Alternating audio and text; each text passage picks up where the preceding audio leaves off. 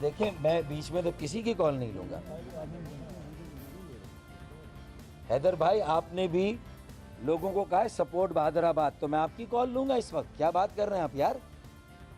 आपके मैंने देखे हैं मैसेजेस, मैंने देखे हैं हैदर भाई, मैंने देखे हैं मैसेजेस, मैंने देखे हैं। फारूक सत्तार बात कर रहा हूँ, फारूक सत्तार बात कर रहा हूँ। मतलब पार्टी बन रहे कनाडा में बैठकर, तो गलत है ये भी। पार्टी बन रहे हैं कनाडा में बैठकर, मैंने खुद आपके मैसेजेस देखे हैं। उसके बाद आगे चलकर इस रवैये के हवाले से इस बात पर माजरत भी की फारूक सत्तार साहब ने कि लहजे की तलखी के हवाले से, मगर जो कैमरों के सामने होना था वो हो गया।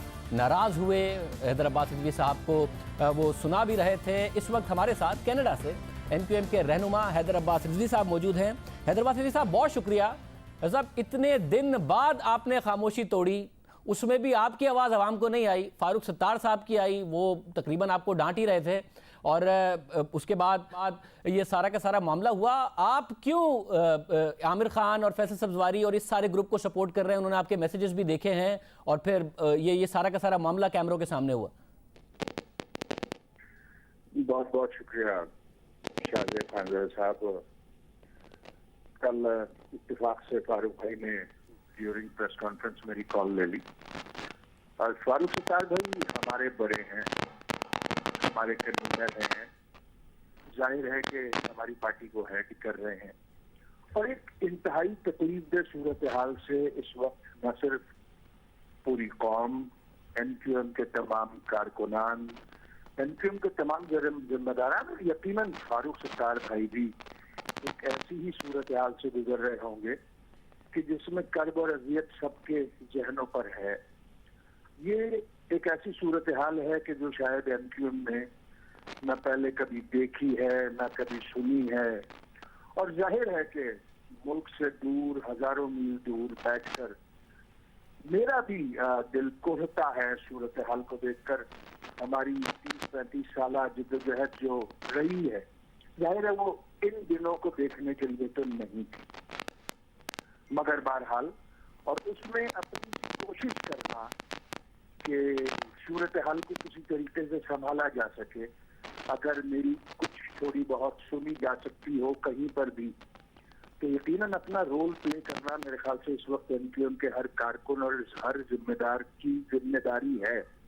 और वही मैंने भी कोशिश की है कि किसी तरीके से सूरत हाल को बेहतर बनाकर अवाम को, NQM के कारकुनान को और पूरी NQM को इस तकलीफदेह सूरत हाल से निकाला जा सके। और जाहिर है कि कल अगर फारूक सत्तार भाई ने कुछ सख्त सुस्त कह भी दिया है तो वो बड़े हैं, उनका इस्तेकाफ है, वो कह सकते हैं, तो उसमें कोई प्रॉब्लम नहीं है। मैं अपनी कोशिशें बहरहाल इस सिमत में जितना भी हो सका जारी रखने की कोशिश करता रहूंगा। सब मसला ये कि उन्होंने क्या कहा, और वो बड़े हैं, ये मामला तो आप कह रहे हैं कि वो कह सकते हैं, मगर उन्होंने क्यों कहा ये बड़ा मसला है। क्योंकि उन्होंने कहा इसलिए, जिसकी वजह भी उन्होंने कैमरों के सामने बताई कि एक तरफ आप उनसे बात करना चाह रहे हैं, दूसरी तरफ उनके आपके मैसेजेस उन्होंने देखे हैं कि आप लोगों को कर रहे हैं कि बहादुराबाद को सपोर्ट करें, तो आप तकलीफ में ज़रूर हैं, मगर आप भी इस तकसीम में, वो जो उन्होंने कहा उनके मुताबिक, इस तकसीम में अपना किरदार अदा कर रहे हैं। देखो शाहजेब भाई, बात यह है कि इस पूरी सूरत हाल में जो भी कंसर्न लोग हैं, चाहे वो अवाम हो, चाहे वो कारकुनान हो, चाहे वो जिम्मेदारान हो, चाहे वो पार्टी कन्वीनर हो, सबकी अपनी अपनी एक राय तो हो सकती है, मगर उस राय के अबव एंड बियॉन्ड जाकर भी, उस राय से आगे जाकर भी पार्टी मफाद को सामने रखकर, मुस्तकबिल को सामने रखकर इंसान अपनी सी कोशिशें करता है। जाहिर है कि अभी हम ये देख रहे हैं कि दो तरह की सोच जो है वो प्रेवलेंट है इस वक्त। एक सोच ये है कि NQM को अब आगे बढ़ना चाहिए और एक वसी तर मशावरती अमल से गुजरने के बाद एक जमहूरी तरीके से आगे ले जाना चाहिए। एक सोच इस तरीके की है कि जो कुछ भी हो, कोई ना कोई पर्सनालिटी के हवाले से चीजें बहरहाल आगे बढ़े। तो जाहिर है कि हर कारकुन की, हर जिम्मेदार की आवाम की अपनी सोच हो सकती है, मगर सोच के बावजूद पार्टी मफादात जो है वो बुलंदतर है, अजीमतर है, बड़े हैं, और उनको सामने रखकर बहरहाल मशावरती अमल के तहत जो है वो चीजें कसरत राय या इत्तेफाक राय से हो जानी चाहिए। सब जिस दूसरी सोच की आप बात कर रहे हैं वो ज़ाहिर फारूक सत्तार साहब की है। वो कह रहे हैं मैं सरबराह हूं तो मेरी बात सुनी भी जाए, और जो दूसरा वाला मामला है वो कह रहे हैं कि पार्टी में सबकी बात हो और मुशावरत से बात आगे बढ़े। मगर फारूक सत्तार साहब कह रहे हैं कि मुशावरत हुई थी, एक शख्स पर तो मेरी बात मान लेते, और दूसरा रिजवी साहब 30-35 साल ये एक आदमी के कहने पे ही चली है ना पार्टी, ये इसी तरीके से चली है, तो पार्टी का मिजाज अब बदल गया है कि एक और रहनुमा कबूल नहीं, या फिर फारूक सत्तार साहब की शख्सियत में वो ताकत नहीं जो अल्ताफ हुसैन साहब की शख्सियत में थी, जिसके कहने पर सब बंद भी हो जाता था कुछ मिनट में, सब खुल भी जाता था कुछ मिनट में, सब इस्तीफे भी दे देते थे, वापस भी ले लेते थे, उनके साथ रो भी लेते थे, उनके साथ हंस भी लेते थे। ये पर्सनैलिटी का मसला है फारूक सत्तार साहब। देखिए, फारूक भाई की जो कुर्बानियां हैं और फारूक भाई की जो मेहनत है उस पर तो सवाल भी नहीं हो सकता, और बहुत उन्होंने 23 अगस्त के बाद भी जिस तरीके से पूरी तहरीक को एक मुश्किल से निकालने में एक बहुत बड़ा रोल प्ले किया वो सबके सामने है। और फिर एक चीज और भी है कि हम सब तमाम लोग फारूक भाई को एक इंतहाई मजबूत कन्वीनर ऑफ द पार्टी देखना चाहते हैं, मगर हमें ये भी जहन में रखना चाहिए कि जाहिर है कि पार्टी मजबूत होगी तो कन्वीनर मजबूत होगा, ये भी एक चीज है। तो पार्टी मजबूत रहनी चाहिए, कन्वीनर मजबूत रहना चाहिए, और मेरे ख्याल से अवाम भी यही देखना चाहते हैं। अपनी मजबूती के साथ फारूक सत्तार साहब कैसे पार्टी को कमजोर कर रहे हैं एग्जैक्टली? मैं तो वसीतर मशावरती अमल को और पार्टी की मजबूती को ही इस बात की जमानत समझता हूं कि एमक्यूएम आगे बढ़ सकती है और कामयाबी की मंजिलें तय कर सकती है। रिजवी साहब, आपको लगता है कि ये इस तरीके से, जिस तरीके से पार्टी के मामलात हुए हैं, मीडिया के सामने आए हैं, ये पार्टी वाकई इस तरीके से बगैर टूट फूट के आगे बढ़ सकती है, जिसमें इतने सारे ग्रुप हैं और जो बहादुराबाद का ग्रुप है उसके अंदर भी ग्रुप्स हैं, तो ये पार्टी बढ़ सकती है, ये पार्टी यहाँ से ग्रुप दर ग्रुप टूट भी सकती है? शायद मैं इस बात को शायद मानने से कासिर हूं कि एमक्यूएम में कोई ग्रुप है, ना पीआईबी कोई ग्रुप है, ना बहादुराबाद कोई ग्रुप है, और जाहिर है कि जिस फेज से एमक्यूएम गुजर रही है उसमें नई नई सूरत हाल और नए नए तजर्बात सामने आ रहे हैं। एमक्यूएम एक और जो है वो इर्तिकाई अमल और एक और मैच्योरिटी लेवल से गुजर रही है, और जाहिर है कि इसमें सीखने के मौके हैं, और मुझे यकीन है इस बात का, मुझे पूरी उम्मीद है कि इस सिचुएशन से भी इंशाल्लाह हम बाहर निकल आएंगे। रिजवी साहब एग्जैक्टली कैसे निकलेंगे? रिजवी साहब एग्जैक्टली कैसे निकलेंगे? एक पार्टी जो अपने बानी के जाने के बाद एक सेनेट के टिकट पर सारे मीडिया के सामने सबने देख लिया क्या हुआ, आपने एक कॉल की तो फारूक सत्तार साहब ने वो भी सारे दुनिया ने देख लिया कि आपकी कॉल के साथ क्या किया। जो सेनेट के टिकट पे पार्टी नहीं ठहर पा रही, जो सेनेट के टिकट पे सारा का सारा मामला मीडिया के सामने लाके रख दिया है, वो एमपीएस के 100 से ऊपर टिकट, एमएनएस के कोई 50 के करीब टिकट आपने देने हैं, जिसमें से 20-22 आप लोग जीतते भी हैं। वो कैसे, ये सारा मामला कैसे करेंगे, कैंपेन कैसे करेंगे, जो एक सेनेट के टिकट पे पार्टी सारा का सारा मीडिया देख रहा है कि क्या हो रहा है पूरी कौम? मेरे ख्याल से इसको बार बार ना दोहराइए शायद, क्योंकि फारूक भाई बड़े भाई हैं और उनको ये इख्तियार है, ये हक है कि वो डांट डपट भी कर सकते हैं, तो कोई ऐसी बड़ी बात नहीं है। और दूसरी बात ये कि जाहिर है कि इस पूरे जो प्रोसेस से हम गुजर रहे हैं, जो मुश्किल वक्त और एक मुश्किल घड़ी से हम गुजर रहे हैं, और ये जो एक सूरत हाल डेवलप हुई है, जाहिर है कि इससे हम लर्न भी करेंगे और जाहिर है कि इसका कोई नतीजा भी बरामद होगा। और मुझे यकीन है कि इस पूरे प्रोसेस से गुजरने के बाद एमक्यूएम और ज्यादा मजबूत होगी, और जाहिर है कि अगले फैसले भी इसी तजर्बे की रोशनी में ही किए जाएंगे इंशाल्लाह।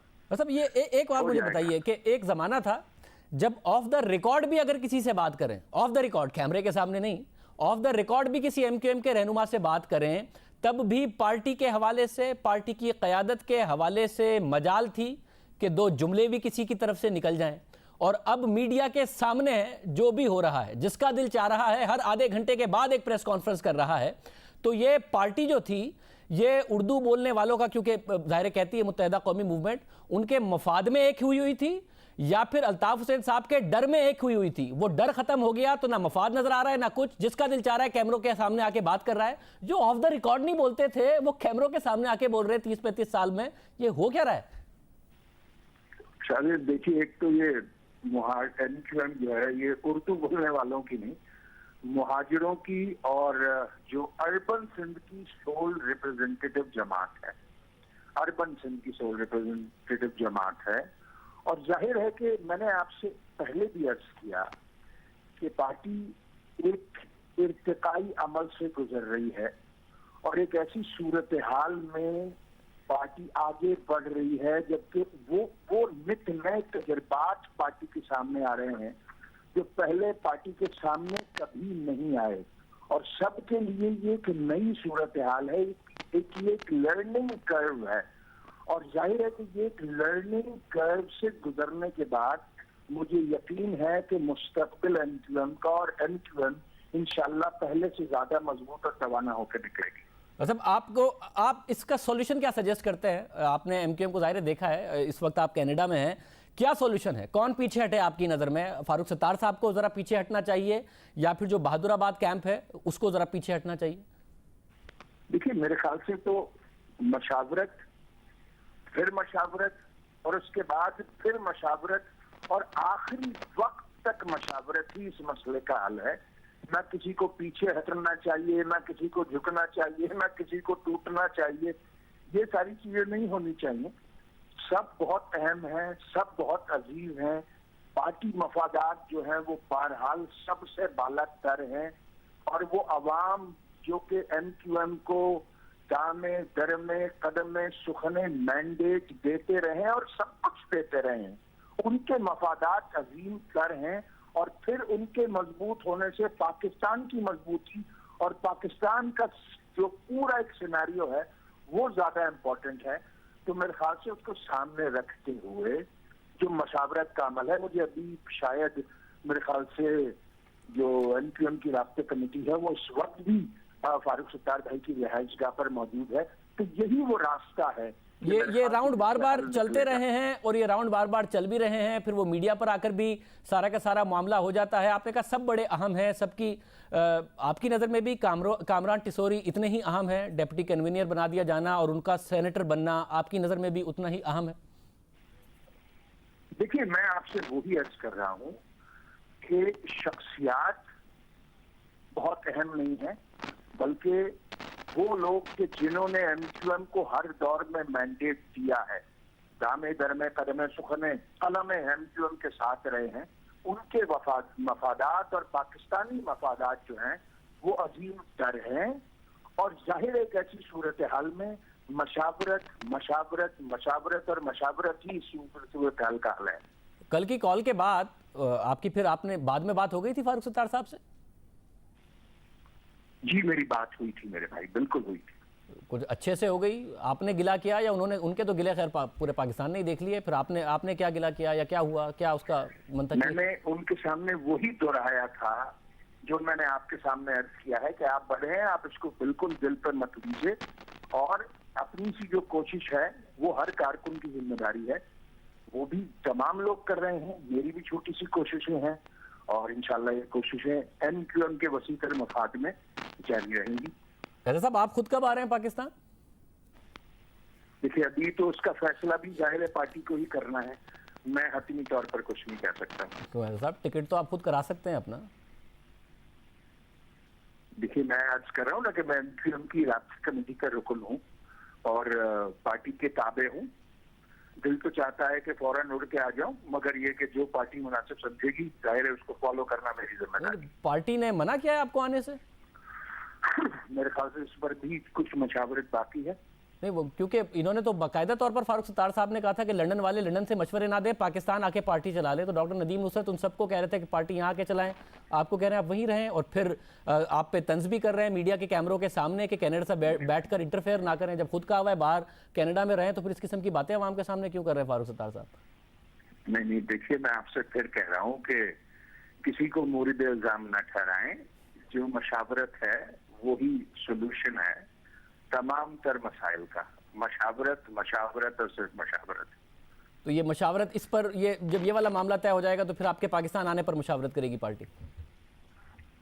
अब ये मुझे अंदाजा नहीं है कि किस वक्त करेंगे, मगर जाहिर है कि इस वक्त जो टॉप प्रायोरिटी है बट इसी सब वो एग्जैक्टली सूरत-ए-हाल से बाहर निकलना है। एग्जैक्टली क्योंकि ज़ाती तौर पर पिछले अपने इस इंटरव्यूज़ के करियर में मैंने देखा है कि आप कितने मुत्तहिदा कौमी मूवमेंट के कमिटेड कारकुन हैं, किस तरीके से मुत्तहिदा कौमी मूवमेंट का केस लड़ते रहे हैं, हर फोरम पर जाकर लड़ते रहे हैं। ज़ाती तौर पर आप क्यों नहीं आना चाहेंगे पाकिस्तान जब पार्टी इतने ज़्यादा क्राइसिस में है? कोई एक वजह है इसकी, या आपकी पर्सनल चॉइस है, पार्टी ने कहा हुआ है, या कोई और मामला है? क्या क्या है जब आप पार्टी के लिए इतना जब दर्द भी रखते हैं, और वो सबने देखा भी है कि रखते हैं?